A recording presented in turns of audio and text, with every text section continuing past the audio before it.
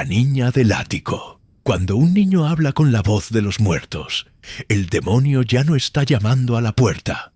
Soy el padre Antonio Serrano, y durante mis 41 años de vida, 23 de ellos dedicados al servicio de Dios, he presenciado manifestaciones que desafían toda comprensión humana.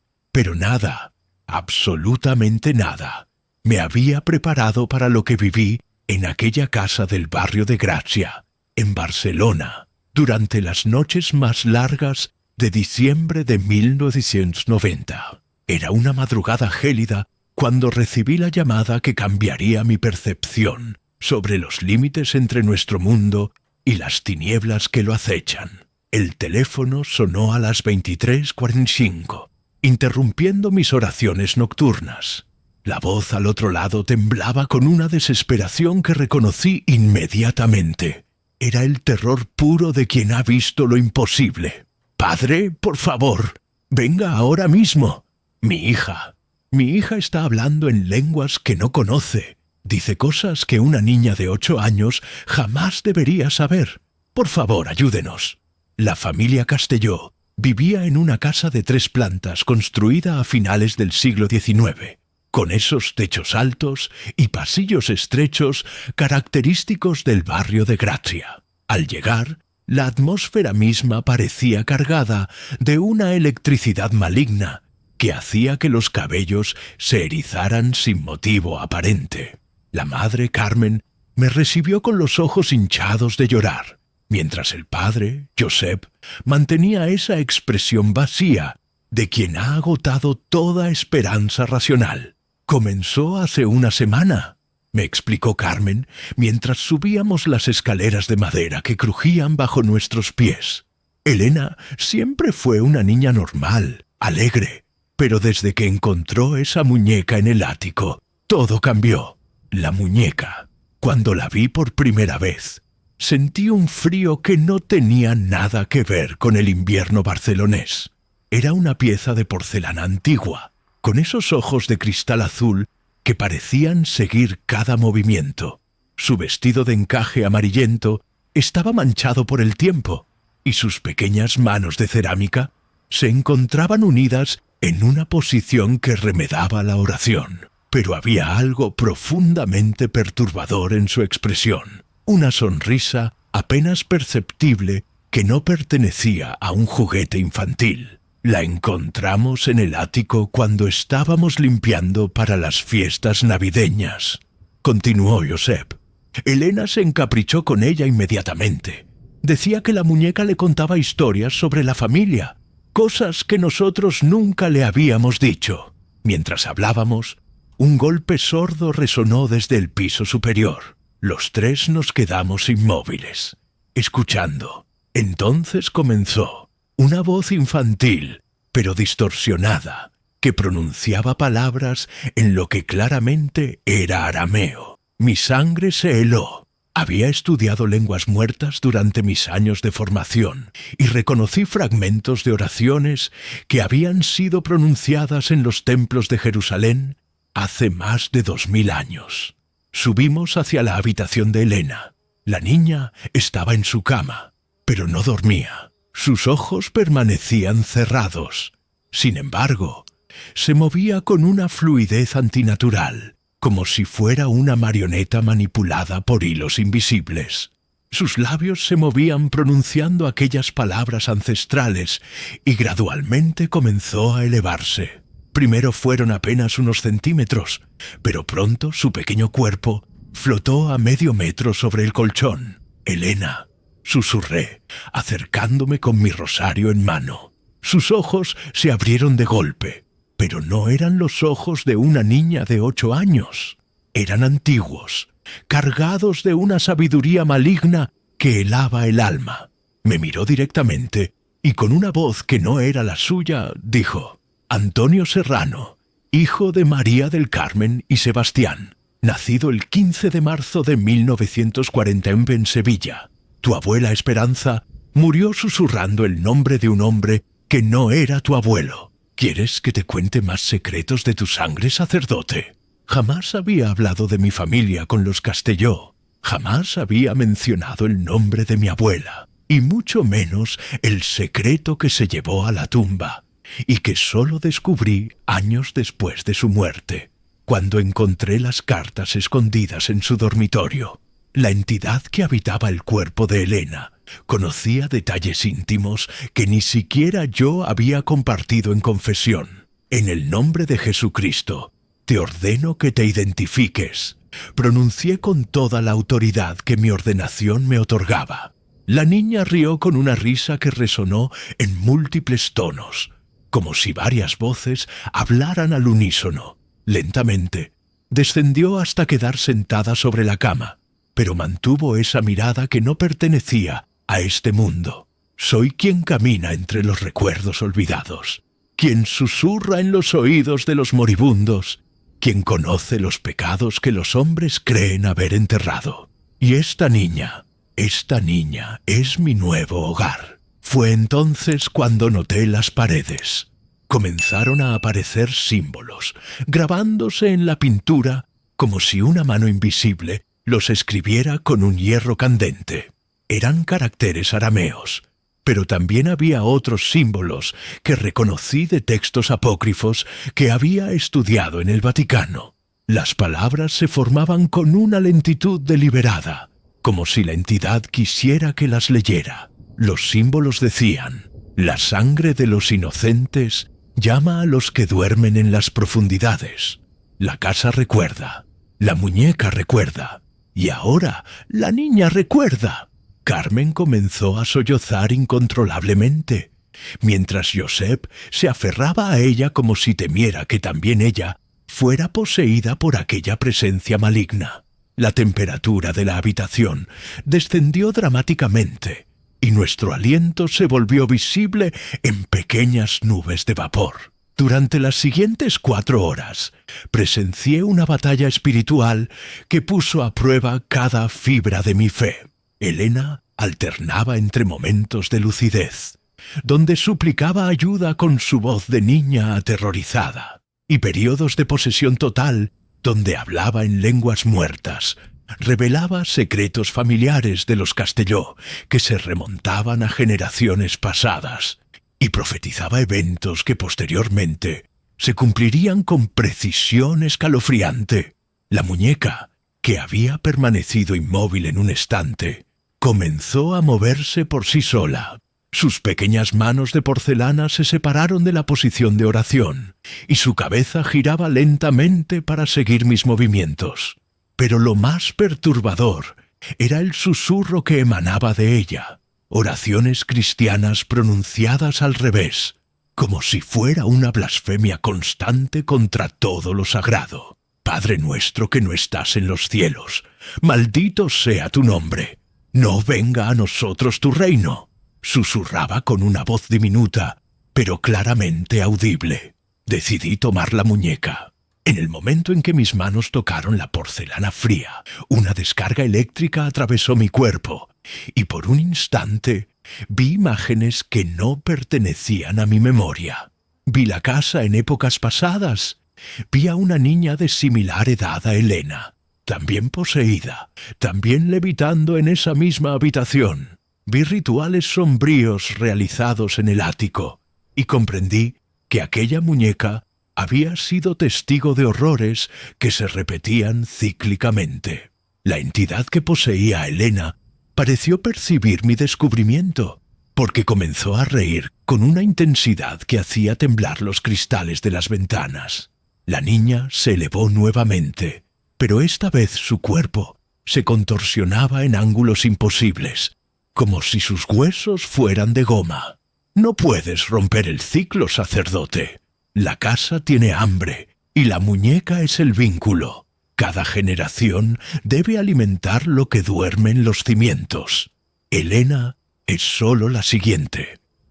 Fue entonces cuando recordé un exorcismo que había presenciado años atrás en Roma, donde el exorcista principal había explicado que ciertos objetos pueden servir como anclas para entidades demoníacas. Tomé la decisión que cambiaría el curso de aquella noche infernal. Con la muñeca firmemente sujeta en mis manos, Comencé el ritual de exorcismo mayor. Las palabras latinas fluyeron con una potencia que parecía emanar de una fuente superior a mi propia voluntad. La habitación se convirtió en un campo de batalla espiritual, donde fuerzas invisibles chocaban con una violencia que se manifestaba en objetos que se movían solos, en ventanas que se abrían y cerraban, en una oscuridad que parecía tener vida propia. Elena gritó con una voz que no era humana, un sonido que atravesaba el alma y hacía que todo el valor se desvaneciera. Pero mantuve el ritual, exigiendo en el nombre de Cristo que la entidad abandonara el cuerpo de la niña y regresara a las tinieblas de donde había salido. La muñeca en mis manos se volvió ardiente, como si fuera hierro candente, pero no la solté. Sentía que cada palabra del exorcismo la debilitaba, que el vínculo entre el objeto maldito y la entidad se deterioraba progresivamente. Los símbolos en las paredes comenzaron a desvanecerse y la levitación de Elena se hizo menos estable. Finalmente, con un grito que hizo que todos los cristales de la casa se resquebrajaran simultáneamente, la presencia maligna abandonó el cuerpo de la niña. Elena cayó sobre su cama, inconsciente pero respirando normalmente. Los símbolos desaparecieron por completo de las paredes y la temperatura de la habitación volvió a la normalidad. Pero la muñeca permanecía caliente en mis manos, y aunque sus ojos de cristal habían perdido aquel brillo malévolo, sabía que no podía quedar en aquella casa. La llevé conmigo esa misma madrugada, con la intención de someterla a los rituales de purificación apropiados en la diócesis. Elena se recuperó completamente. Volvió a ser la niña alegre y normal que había sido antes del encuentro con la muñeca. No recordaba nada de lo sucedido durante su posesión, lo cual consideré una bendición divina. La familia Castelló se mudó de aquella casa pocas semanas después, aunque nunca supieron que yo había recomendado discretamente a la diócesis que el inmueble fuera bendecido y monitoreado regularmente. Han pasado más de 30 años desde aquella noche en gracia, y Elena Castelló creció para convertirse en una mujer exitosa, madre de familia, sin ninguna secuela de su experiencia sobrenatural. Pero yo conservo la muñeca en una caja especialmente bendecida, guardada en los archivos más profundos del seminario, porque a veces, durante las tormentas más intensas, cuando el viento azota las ventanas y la lluvia golpea contra los cristales con furia, aún puedo escuchar ese susurro diminuto que emerge de la caja sellada. La muñeca sigue ahí, pronunciando oraciones al revés, recordándome que hay fuerzas en este mundo que van más allá de nuestra comprensión, que esperan pacientemente su oportunidad de regresar. La niña sanó, pero la muñeca sigue en mi poder, y a veces la escucho susurrar en las noches de tormenta. El espejo de la sacristía. Los espejos en lugares sagrados reflejan más que rostros, reflejan almas atrapadas. Mi nombre es Luis Herrera, y durante mis 36 años de vida he servido a Dios como párroco en diversas iglesias de México, pero fue en la antigua iglesia de San José, en Puebla, donde comprendí que algunos objetos sagrados pueden convertirse en ventanas hacia dimensiones que la mente humana no está preparada para contemplar. Era una madrugada de mayo de 1922, cuando mi vida cambió para siempre. El reloj de la torre había dado las 4:10 cuando desperté con esa sensación inexplicable de que algo no estaba bien en la iglesia. Como párroco, había desarrollado una conexión casi sobrenatural con el templo que administraba, y esa noche mi instinto me gritaba que debía levantarme e inspeccionar el lugar. La iglesia de San José había sido construida en 1654, durante la época colonial más sangrienta de Puebla. Sus muros de piedra volcánica habían sido testigos de eventos que los libros de historia preferían omitir: ejecuciones sumarias, torturas de la Inquisición y rituales que mezclaban la fe cristiana con prácticas ancestrales que la corona española intentaba erradicar a sangre y fuego. Caminé descalzo por los pasillos fríos del convento adjunto, guiado únicamente por la luz de mi lámpara de mano. El silencio era tan profundo que podía escuchar mi propio pulso resonando en mis oídos. Pero había algo más. Un murmullo casi imperceptible que parecía emanar de la sacristía, como si varias personas susurraran oraciones al mismo tiempo. La sacristía de San José era una habitación rectangular con techos abovedados, donde generaciones de sacerdotes habían preparado los ornamentos para las misas. Las paredes estaban decoradas con pinturas coloniales que representaban escenas de martirios de santos, y en la pared oriental colgaba un espejo de plata maciza con marco de madera tallada, una pieza que había pertenecido a la iglesia desde su fundación. Cuando entré en la sacristía, la temperatura descendió inmediatamente. Mi aliento se volvió visible en pequeñas nubes de vapor y la lámpara comenzó a parpadear sin motivo aparente. Pero lo que me heló la sangre fue lo que vi en el espejo. Mi reflejo estaba allí, pero no estaba solo. Detrás de mi imagen se distinguían claramente las siluetas de varias personas vestidas con ropas coloniales. Sus rostros mostraban expresiones de terror absoluto, con las bocas abiertas en gritos silenciosos y los ojos desorbitados por el pánico. Pero lo más perturbador era que estas figuras se movían independientemente de cualquier fuente de luz real en la habitación. Me giré bruscamente para verificar si había alguien detrás de mí. La sacristía estaba completamente vacía. Sin embargo, al volver la mirada hacia el espejo, las figuras seguían allí, más nítidas que antes. Pude distinguir a una mujer joven con un vestido blanco manchado de sangre, a un hombre con hábito franciscano que tenía las manos atadas a la espalda, y a varios indígenas con ropas desgarradas que parecían huir de algo terrible. Entonces comenzaron a moverse. Las figuras en el espejo se desplazaban como si estuvieran reviviendo escenas de violencia extrema. La mujer del vestido blanco caía de rodillas mientras manos invisibles la golpeaban brutalmente. El franciscano era arrastrado por fuerzas que no podía ver, y su boca se abría y cerraba como si gritara pidiendo clemencia. Los indígenas corrían desesperadamente, mirando hacia atrás con terror, como si huyeran de perseguidores que los alcanzarían inevitablemente. Mi entrenamiento en fenómenos paranormales me había enseñado a documentar cuidadosamente cualquier manifestación sobrenatural, pero lo que estaba presenciando superaba todo protocolo. Saqué mi cuaderno y comencé a escribir frenéticamente, sin apartar la vista del espejo. Fue entonces cuando noté que el marco de madera tallada comenzaba a sangrar. Pequeñas gotas de sangre fresca emergían de las ranuras decorativas del marco, deslizándose lentamente hacia abajo como lágrimas rojas. El olor metálico de la sangre se mezcló con un aroma dulzón que reconocí inmediatamente. Era el olor de la muerte, ese perfume inconfundible que impregna los lugares donde se ha derramado sangre inocente. Las escenas en el espejo se volvieron más violentas y específicas.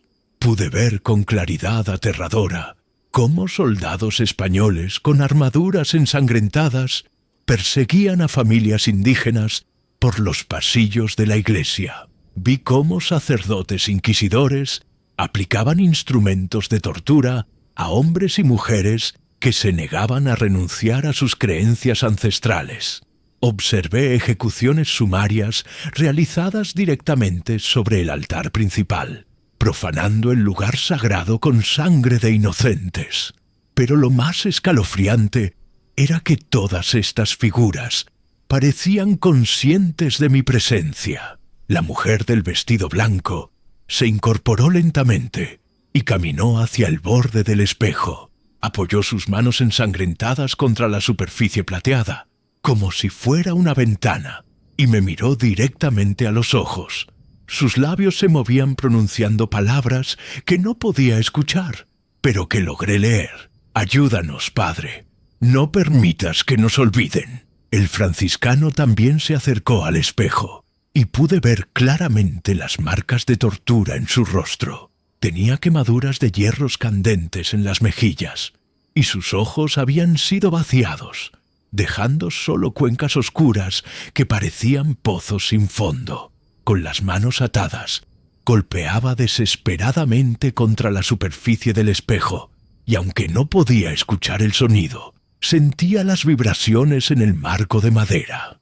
Los indígenas se agolparon también contra el espejo, formando una masa de cuerpos desesperados que se empujaban entre sí intentando escapar de sus perseguidores.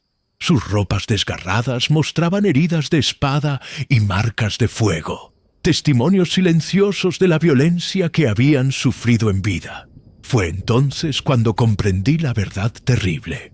El espejo no solo mostraba reflejos del pasado, sino que había capturado las almas de quienes habían muerto violentamente en aquella iglesia durante los primeros siglos de la conquista. Mi lámpara se apagó completamente, sumergiendo la sacristía en una oscuridad absoluta.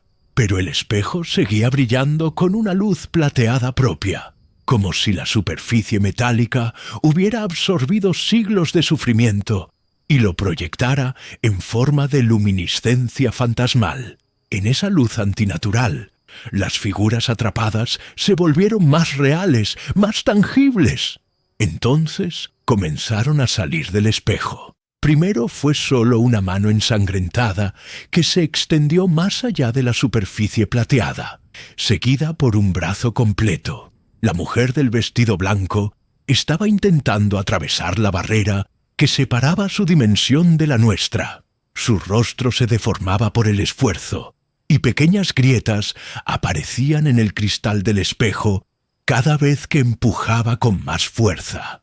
El franciscano también comenzó a emerger parcialmente, con la mitad de su torso proyectándose hacia la sacristía real. Sus cuencas vacías se dirigieron hacia mí, y aunque no tenía ojos, sabía que podía verme perfectamente. Abrió su boca desdentada y emitió un sonido que no era exactamente un grito, sino algo más primitivo y desesperado. Los indígenas formaron una cadena humana, ayudándose mutuamente a escapar del espejo.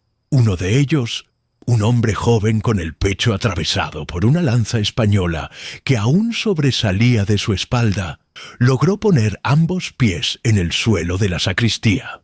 Me miró con una expresión que mezclaba gratitud y súplica, como si yo fuera su única esperanza de encontrar paz. Sabía que tenía que actuar inmediatamente. Si estas almas atormentadas lograban manifestarse completamente en nuestro plano de existencia, las consecuencias serían impredecibles. Pero también entendía que no eran malévolas. Eran víctimas que habían permanecido atrapadas durante siglos, pidiendo justicia y reconocimiento. Encendí todas las velas de la sacristía y comencé a recitar oraciones en latín, pero no las oraciones de exorcismo que había aprendido para expulsar demonios. En su lugar, pronuncié las oraciones de los muertos, las súplicas por el descanso eterno de las almas en pena. Mi voz resonó en la habitación abovedada, mezclándose con los ecos de sufrimientos pasados que impregnaban las piedras coloniales. Las figuras en el espejo respondieron a mis oraciones. La desesperación en sus rostros se transformó gradualmente en algo parecido a la esperanza. La mujer del vestido blanco retiró su mano de nuestro plano y se llevó ambas palmas al corazón, inclinando la cabeza en señal de agradecimiento. El franciscano mutilado juntó sus manos atadas en posición de oración, y los indígenas se arrodillaron uno por uno, reconociendo finalmente que alguien los había visto, que alguien recordaba su sufrimiento. Durante las siguientes 4 horas, permanecí en la sacristía, rezando por las almas atrapadas en el espejo. Gradualmente, las figuras se desvanecieron una por una, pero antes de partir, cada una me dirigió una mirada de profunda gratitud. La mujer fue la última en desaparecer. Me hizo una reverencia ceremonial antes de disolverse en la luz plateada, y por un momento pude ver su rostro sin las marcas de tortura, hermoso y en paz. Cuando amaneció, el espejo había vuelto a reflejar normalmente. La sangre que había brotado del marco se había secado, dejando rastros marrones que parecían formar símbolos ancestrales.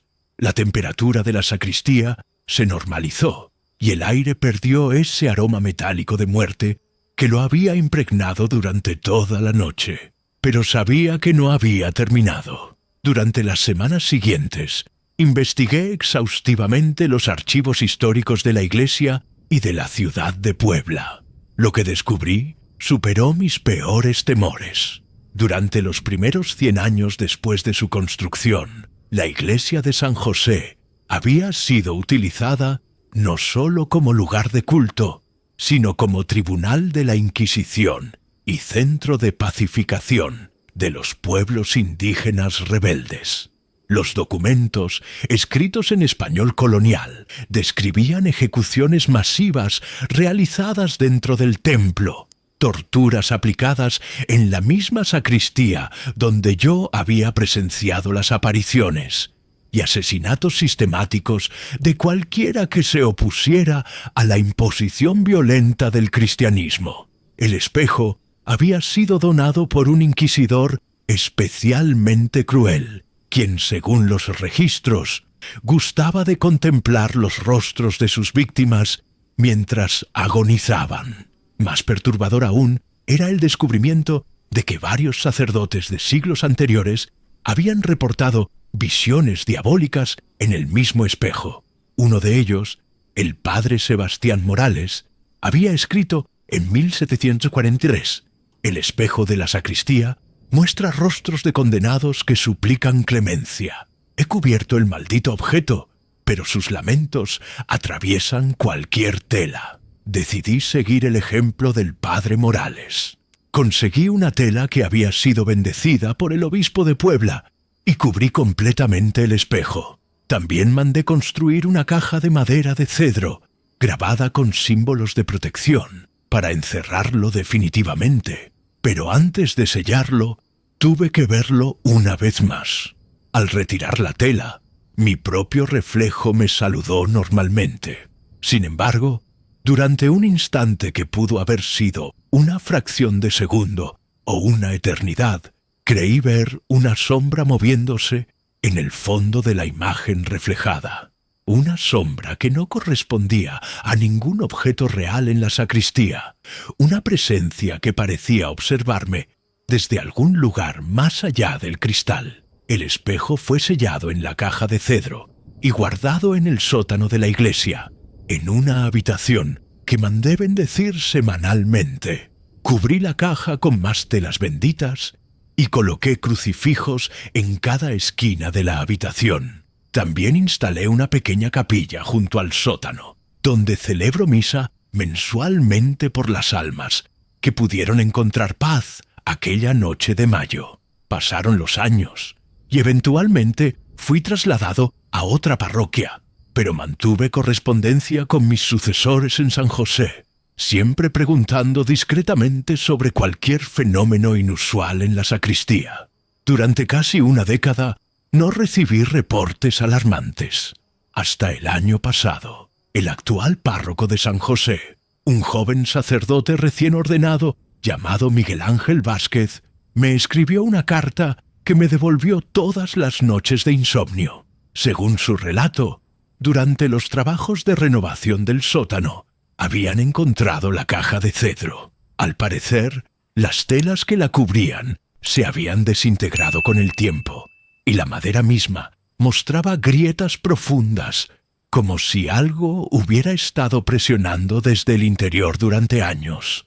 El padre Vázquez, ignorando las advertencias que yo había dejado escritas en los archivos parroquiales, había abierto la caja para examinar su contenido. El espejo seguía allí, aparentemente intacto, pero su superficie ya no reflejaba con claridad. Según describía en su carta, la imagen se veía nublada, como si hubiera una neblina perpetua del otro lado del cristal. Pero lo más inquietante era su último párrafo. Padre Herrera, he cubierto nuevamente el espejo y lo he devuelto al sótano, pero algo ha cambiado en la iglesia. A veces, durante la misa matutina, veo figuras en las ventanas que no deberían estar ahí. Y por las noches, escucho pasos en la sacristía cuando sé que está vacía. Creo que su espejo ya no contiene lo que solía contener. Esa carta llegó hace 6 meses, y desde entonces no he podido contactar al padre Vázquez. Mis llamadas telefónicas no son contestadas, y mis cartas han sido devueltas por el servicio postal. Según información no oficial, la iglesia de San José ha sido cerrada temporalmente por trabajos de mantenimiento, pero ninguna autoridad eclesiástica puede confirmar esta versión. La semana pasada decidí viajar personalmente a Puebla para investigar. Lo que encontré me confirmó mis peores temores. La iglesia efectivamente está cerrada, con todas las ventanas tapadas con tablones de madera. Los vecinos del barrio me contaron que durante las madrugadas se escuchan gritos que parecen provenir del interior del templo y que varias personas han reportado figuras vestidas con ropas coloniales caminando por el atrio en las noches sin luna. Un anciano que había vivido toda su vida frente a la iglesia me confió algo que me quitó el sueño definitivamente. Padre, hace 2 semanas vi al sacerdote joven salir corriendo de la iglesia en plena madrugada. Iba gritando algo sobre espejos y almas. Desde entonces no ha vuelto, pero por las noches veo luces moviéndose dentro del templo, como si alguien caminara con velas encendidas. He intentado obtener autorización oficial para entrar a la iglesia, pero mis solicitudes han sido denegadas sistemáticamente. La diócesis de Puebla mantiene un silencio inquietante sobre el tema, y cuando insisto, me sugieren que sería mejor dejar que el tiempo calme las aguas turbulentas. Pero yo sé que el tiempo no calmará nada. He pasado mi vida estudiando fenómenos paranormales, y entiendo que hay fuerzas que, una vez liberadas, no pueden ser contenidas fácilmente. Si mis sospechas son correctas, el espejo ya no es una prisión para las almas atormentadas, sino un portal abierto entre dimensiones. A veces, durante mis oraciones nocturnas en mi nueva parroquia, siento una presencia familiar observándome. No es malévola, pero es persistente. Giro la cabeza esperando ver alguna de aquellas figuras coloniales, pero nunca hay nada visible. Sin embargo, la sensación permanece. Alguien me observa, alguien que conoce la verdad sobre el espejo de la sacristía. Cubrí ese espejo con tela bendita, pero aún siento que alguien me observa desde el otro lado. La casa de los huérfanos. Los niños sin padres son más vulnerables a voces que no pertenecen a este mundo. Mi nombre es David O'Connor, y durante 43 años he servido como capellán en diversas instituciones benéficas de Estados Unidos. Pero fue en el orfanato St. Mary de Nueva Orleans donde descubrí que la inocencia infantil puede convertirse en un conductor perfecto para fuerzas que la mente adulta se niega a aceptar. Era una noche sofocante de agosto de 1989, cuando recibí la llamada que cambiaría para siempre mi comprensión sobre la naturaleza del mal. La hermana Margaret, directora del orfanato, Me despertó a las 2:30 de la madrugada con una voz quebrada por el pánico. «Padre O'Connor, necesito que venga inmediatamente. Los niños están haciendo algo que no es natural». El orfanato St. Mary había sido construido en 1847 sobre los restos de una antigua plantación, donde, según los registros históricos, habían muerto cientos de esclavos durante las epidemias de fiebre amarilla que azotaron Luisiana en el siglo XIX. El edificio de 3 pisos, con sus paredes de ladrillo rojo y sus largos corredores sombríos, albergaba a 62 niños huérfanos de edades entre 5 y 16 años. Cuando llegué al orfanato, la hermana Margaret me esperaba en la entrada principal, con el rostro desencajado por el terror. Sus manos temblaban mientras me guiaba por los pasillos débilmente iluminados hacia el segundo piso, donde se encontraban los dormitorios de los niños más pequeños. «Ha estado ocurriendo durante 3 noches consecutivas», me susurró mientras subíamos las escaleras de madera que crujían bajo nuestros pies. «Pero esta noche es diferente. Esta noche es peor». El silencio en el segundo piso era inquietante. Normalmente, incluso durante las horas de sueño más profundo, un orfanato con tantos niños produce sonidos constantes. Respiraciones, movimientos en las camas, tosecitas nocturnas. Pero aquella madrugada reinaba un silencio absoluto que parecía vibrar con una tensión sobrenatural. Nos detuvimos frente a la puerta del dormitorio principal, donde dormían 25 niños de entre 5 y 9 años. La hermana Margaret me hizo una seña para que me acercara y escuchara.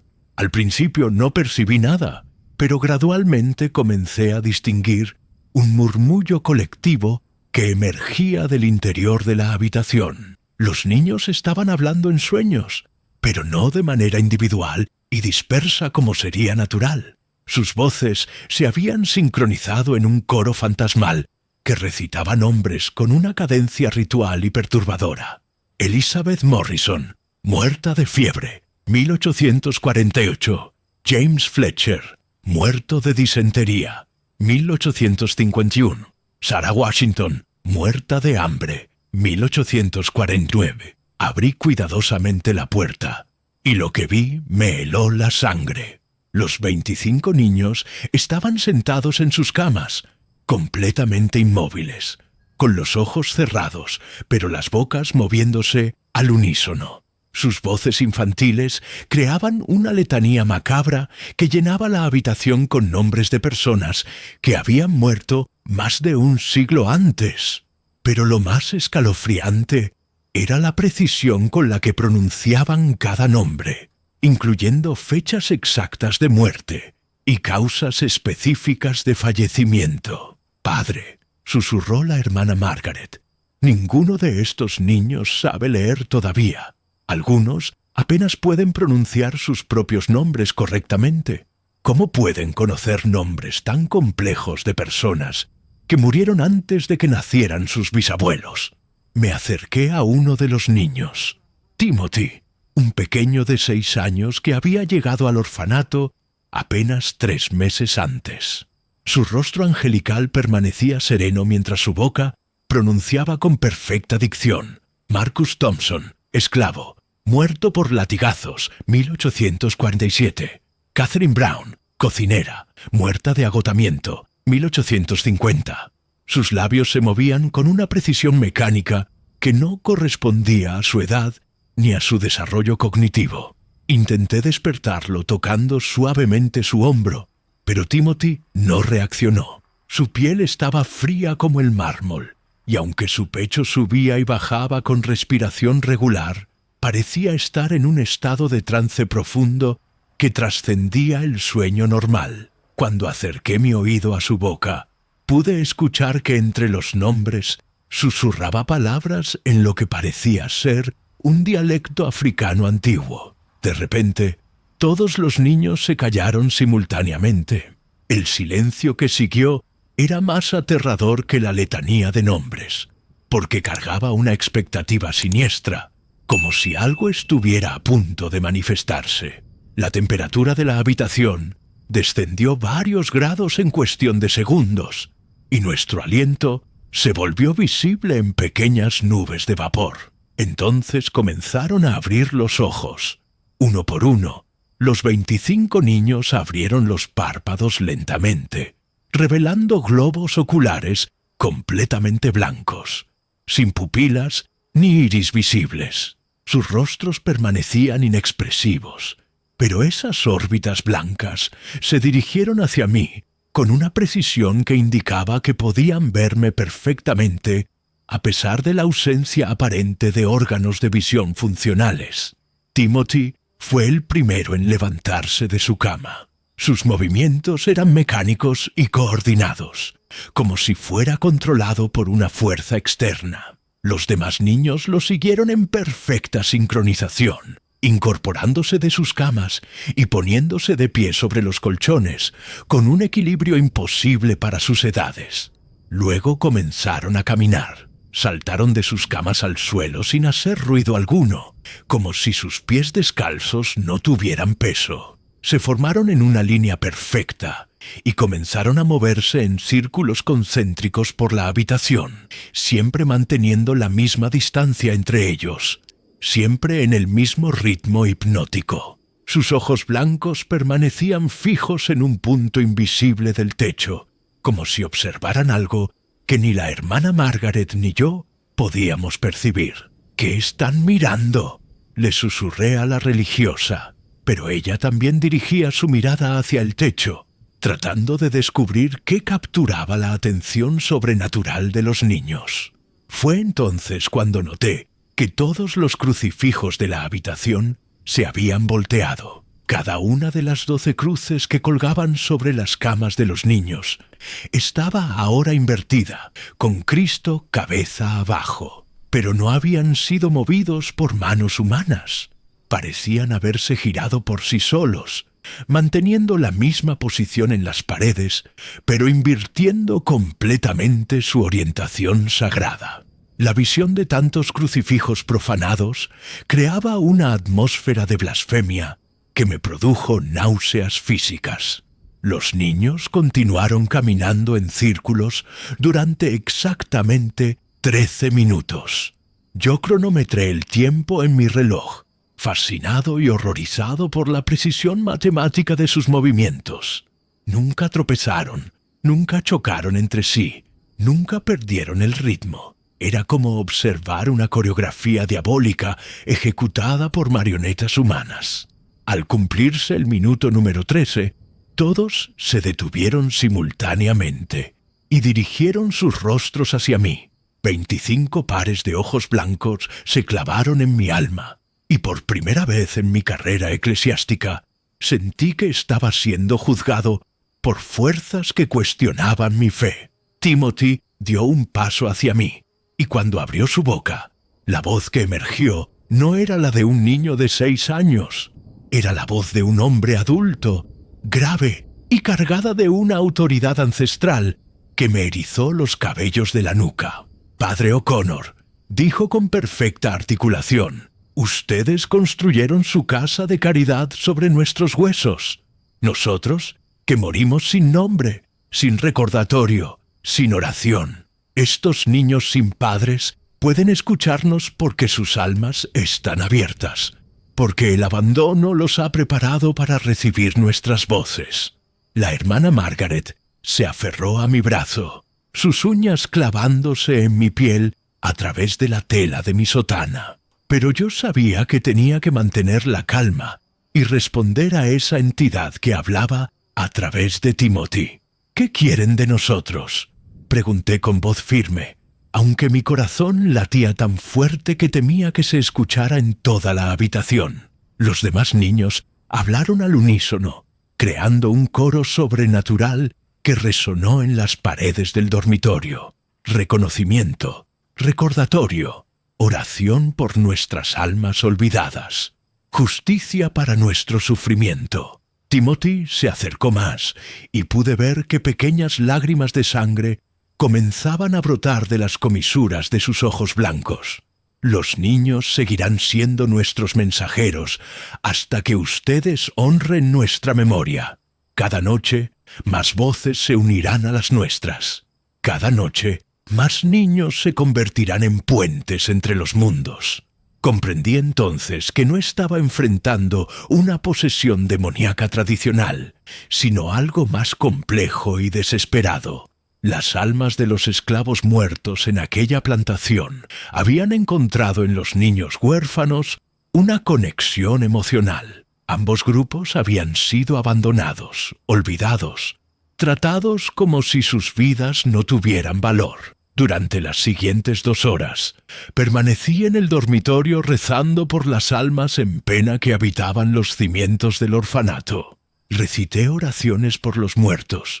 Pedí perdón en nombre de quienes habían causado tanto sufrimiento y prometí investigar la historia real de aquella plantación para dar nombre y memoria a los que habían perecido sin reconocimiento. Gradualmente, los ojos de los niños recuperaron sus pupilas normales. Uno por uno, regresaron a sus camas y se acostaron en posición natural. Los crucifijos se enderezaron por sí solos, volviendo a su orientación correcta. La temperatura de la habitación se normalizó y el silencio sobrenatural fue reemplazado por los sonidos naturales de niños durmiendo profundamente. Pero mi trabajo apenas había comenzado. Durante las siguientes semanas, investigué exhaustivamente los archivos históricos de Nueva Orleans, descubriendo registros detallados de la plantación original. Efectivamente, había sido un lugar de sufrimiento extremo, donde cientos de esclavos habían muerto en condiciones infrahumanas. La mayoría había sido enterrada en fosas comunes, sin marcadores, sin nombres, sin ceremonias religiosas. Organicé una misa especial en memoria de todas esas almas olvidadas. Invité a sacerdotes de diferentes denominaciones, incluyendo ministros afroamericanos, que pudieran ofrecer oraciones en las tradiciones espirituales de los antepasados. Conseguimos que se instalara una placa conmemorativa en los jardines del orfanato, listando todos los nombres que habíamos podido recuperar de los archivos históricos.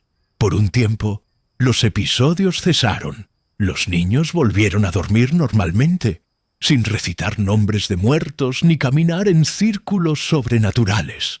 Pensé que habíamos resuelto el problema, que las almas en pena habían encontrado finalmente la paz que buscaban. Pero estaba equivocado. 6 meses después, los fenómenos regresaron con una intensidad multiplicada. Esta vez, no eran solo los niños pequeños los afectados, sino todos los residentes del orfanato, incluyendo adolescentes de 16 años que comenzaron a experimentar visiones diurnas de figuras vestidas con ropas de esclavo que los seguían por los pasillos. La situación se volvió insostenible cuando 3 niños diferentes, en noches separadas, intentaron ahorcarse usando las sábanas de sus camas.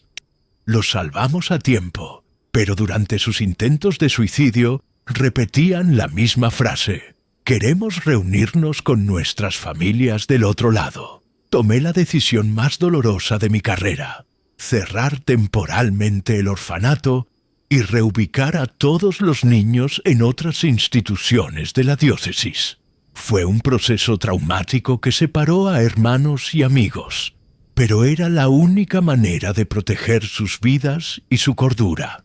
El orfanato St. Mary permaneció vacío durante 2 años, tiempo durante el cual contraté a especialistas en fenómenos paranormales, médiums reconocidos por la Iglesia y expertos en historia afroamericana para que realizaran ceremonias de limpieza espiritual más profundas.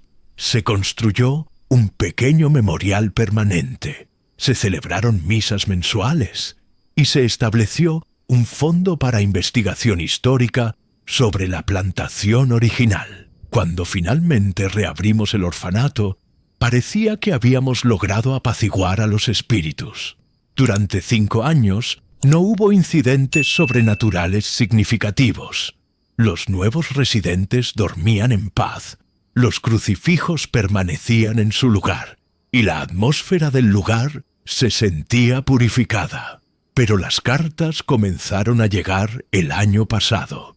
Los niños que habían sido trasladados a otros orfanatos durante la crisis, ahora adultos jóvenes, comenzaron a escribirme desde diferentes ciudades del país.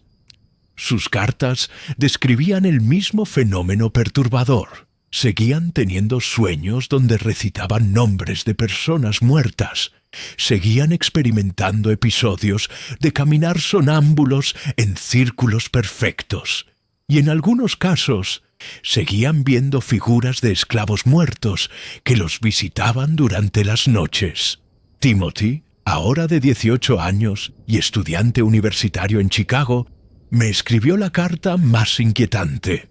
Padre O'Connor, no importa dónde vaya, ellos me siguen. Cada noche sueño con la plantación y cada mañana despierto sabiendo nombres de personas que murieron hace más de un siglo. Pero ahora también veo otros muertos, no solo los esclavos.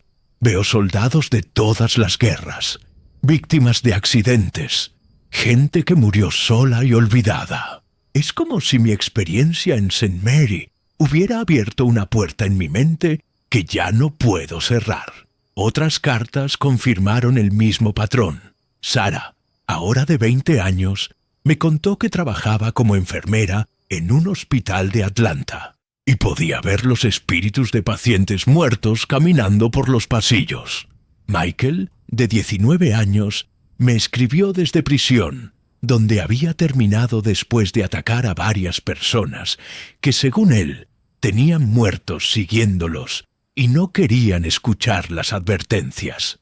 Comprendí entonces la verdad terrible. Los niños que habían sido expuestos a los fenómenos paranormales en St. Mary habían desarrollado una sensibilidad permanente al mundo de los muertos.